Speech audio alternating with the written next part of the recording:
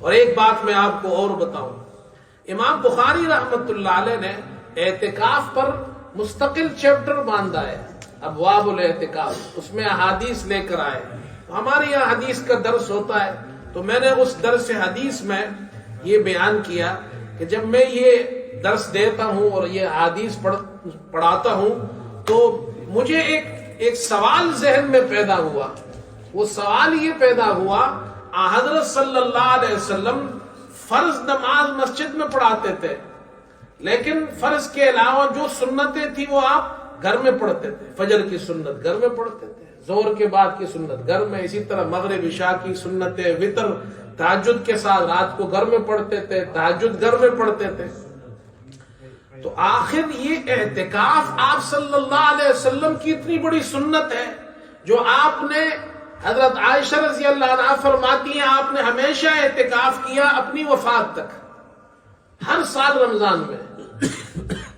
یہ جو اعتکاف ہے اس میں بھی تو آپ جو رات کی عبادت تھی، نماز پڑھتے تھے،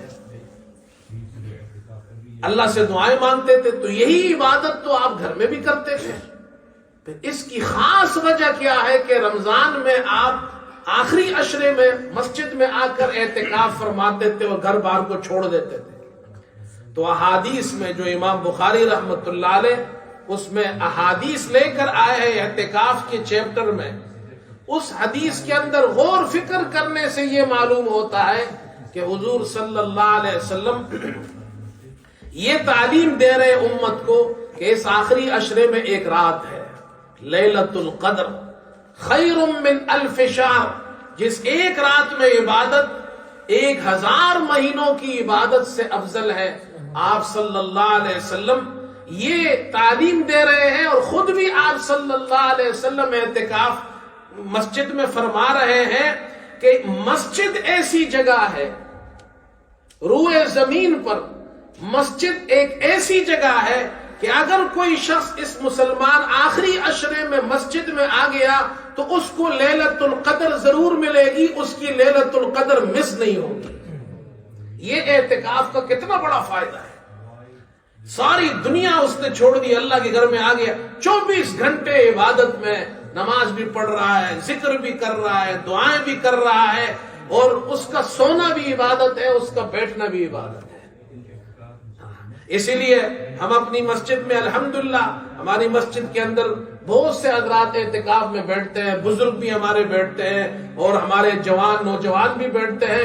تو میں ہر سال یہ ترغیب دیتا ہوں، تو میں کہتا ہوں بھائی دیکھو اعتکاف میں سمجھانے کے لیے نوجوانوں کو، ان کی انٹرسٹ کے لیے کہتا ہوں، دیکھو بھائی اعتکاف فل ٹائم اعتکاف نہیں کر سکتے تو شارٹ ٹائم کر لو۔ تو میں کہتا ہوں جی اعتکاف ہمارے یہاں 2 قسم پر ہوتا ہے، فل ٹائم اعتکاف اور شارٹ ٹائم۔ شارٹ ٹائم اور فل ٹائم میں فرق کیا ہے؟ فل ٹائم اعتکاف آخری عشرے کا، پورا عشرے کا، آخری عشرے کا اعتکاف ہے، یہ سنت اعتکاف ہے، ٹھیک ہے۔ اور یہ جو پارٹ ٹائم اعتکاف ہے، ایک فل ٹائم ہو گیا اور ایک پارٹ ٹائم۔ یہ جو پارٹ ٹائم اعتکاف ہے اس کے لیے ضروری نہیں ہے، آپ تھوڑی دیر بھی بیٹھ سکتے ہیں۔ کل میں نے عرض کیا تھا، امام ابو حنیفہ رحمت اللہ علیہ فرماتے ہیں نفلی اعتکاف کم از کم 1 دن کا ہوتا ہے۔ امام مالک رحمت اللہ علیہ کا بھی یہی قول ہے۔ امام ابو یوسف رحمت اللہ علیہ فرماتے ہیں کہ اکثر دن کا اکثر حصہ نفلی اعتکاف ہو سکتا ہے۔ امام محمد رحمت اللہ علیہ فرماتے ہیں تھوڑی دیر کا بھی ہو سکتا ہے، 1 گھڑی کا بھی ہو سکتا ہے۔ تو بھائی اگر آپ فل ٹائم نہیں کر سکتے تو پارٹ ٹائم کر لو۔ پارٹ ٹائم کیا ہے؟ آپ نوکری پر جائے، کام کرے، شام کو فارغ ہو، مسجد میں آ جائے، صبح تک یہاں رہے تو لیلۃ القدر آپ کو مل جائے گی۔ اگر آخری عشرہ مسجد میں گزاریں گے تو فل ٹائم نہیں کر سکتے تو پارٹ ٹائم کی نیت کر لو بھائی۔ تو نیت کرتے ہیں بھائی انشاءاللہ، تو پارٹ ٹائم کی نیت کریں، رات مسجد میں گزارے، انشاءاللہ آپ کو اعتکاف کے برکت سے اور اعتکاف کی سنت سے لیلۃ القدر مل جائے گی، ٹھیک ہے۔ اچھا ایک بات